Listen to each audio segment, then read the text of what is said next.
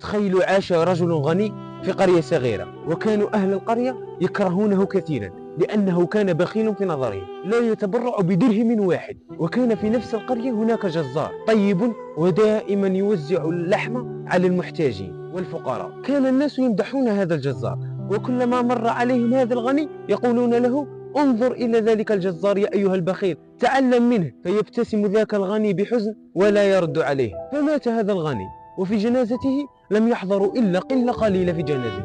ويوم بعد موته ذهبوا الفقراء إلى ذلك الجزار لكي يأخذوا منه اللحم كعادتهم، ولكن عندما ذهبوا للجزار طردهم وقال لهم: انتهى التوزيع المجاني. انصدموا الناس وسألوه: لماذا تغيرت علينا؟ رد عليهم الجزار وقال لهم: أتعرفون ذلك الرجل الغني؟ هو من كان يعطيني المال كل صباح لكي أوزع عليكم اللحم مجانا. كان يشترط علي أن يبقى هذا سر بيني وبينه. الآن بموته انقطع المال وانقطع التوزيع المجاني. درس اليوم: لا تحكم على الناس من مظهرهم، وبعض القلوب تحسن في الخفاء وتترك للآخرين ضجيج المديح. معكم عبد الكافي، ما تنسوش تصلوا على الرسول. لايك ومتابعة. سلام.